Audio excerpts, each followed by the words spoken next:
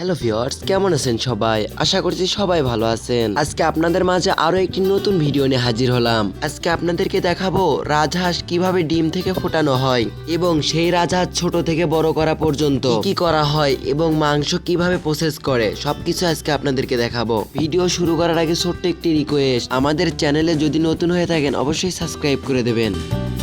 রাজহাঁসের ফার্ম থেকে প্রথমে ডিম সংগ্রহ করা হয়, তারপরে এগুলো ডিমকে নাম্বারিং করে ইনকিউবেটরে রাখা হয়। ইনকিউবেটরে 24 থেকে 25 দিন রাখা হয়। পরে 24 থেকে 25 দিন পরে এগুলো ডিম থেকে রাজহাঁসের বাচ্চা ফোটে। এগুলো বাচ্চাকে 7 দিন পর্যন্ত ব্রুডিং করা হয়।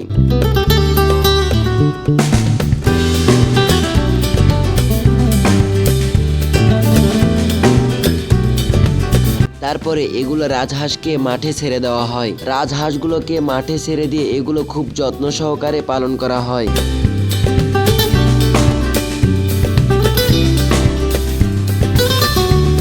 আপনারা হয়তো জেনে থাকবেন রাজহাঁস অনেকটা সবুজ ঘাস পছন্দ করে, তাই এগুলো রাজহাঁসকে প্রতিদিন সবুজ ঘাস খেতে দেওয়া হয়।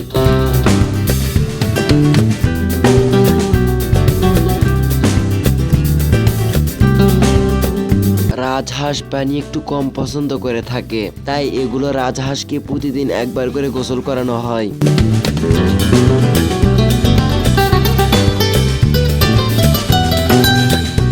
রাজহাঁসের বয়স যখন 150 দিন পার হয়ে যায়, তারপর এগুলো মাংস খাওয়ার জন্য উপযোগী হয়। 5 মাস বয়সী রাজহাঁসগুলোকে প্রসেসিং করার জন্য ফ্যাক্টরিতে নিয়ে যাওয়া হয়।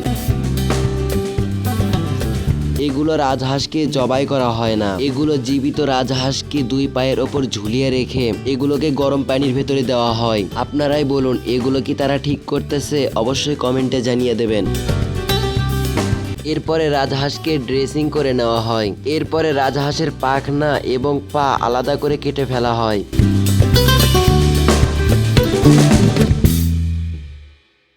কয়েকজন ওয়ার্কার দিয়ে এগুলো খুব ভালোভাবে প্রসেসিং করা হয়।